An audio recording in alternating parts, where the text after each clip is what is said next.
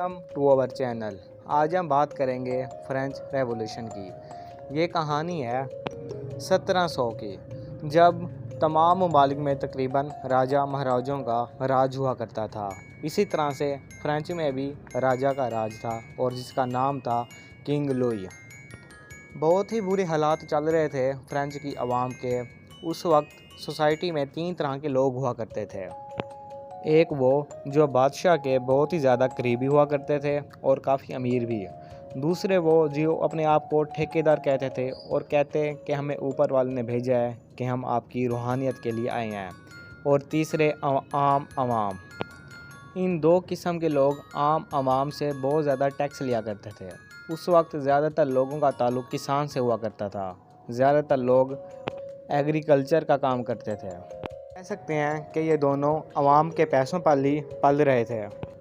اس وقت عام عوام کی سوچ یہ ہوتی تھی کہ راجا اوپر والے کی طرف سے ہوتا ہے تو ہم لوگ جس حال میں پیدا ہوئے ہیں یہ ہمارا ہی قصور ہے۔ لیکن آہستہ آہستہ لوگ اس بات کے خلاف ہوتے گئے۔ لوگوں نے راجا سے کہا کہ وہ راجا کی حکومت سے علاوہ اپنی ایک الگ حکومت بنانا چاہتے ہیں جہاں پر صرف اور صرف عوام کا راج ہو۔ راجا کو یہ بات بالکل بھی منظور نہ ہوئی۔ اس نے عوام کی بہت ہی زیادہ مخالفت کی۔ کنگ لوئی کی بیوی میری کی کافی ساری جگہوں پر لو افیئر بھی چل رہے تھے اور اس بات کا علم تقریباً سب کو ہوتا جا رہا تھا۔ عام عوام میں بھی یہ والی بات پھیل گئی تھی۔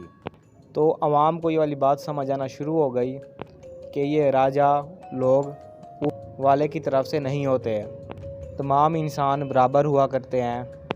اس وقت ملک کے حالات بہت ہی زیادہ گندے تھے۔ عوام بے روزگاری کا شکار تھی، ہر چیز بہت ہی زیادہ مہنگی تھی۔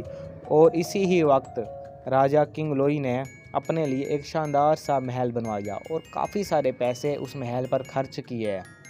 تو یہ بات عوام کے لیے بہت ہی زیادہ ناگوار ثابت ہوئی اور عوام مزید راجا کے خلاف ہو گئی۔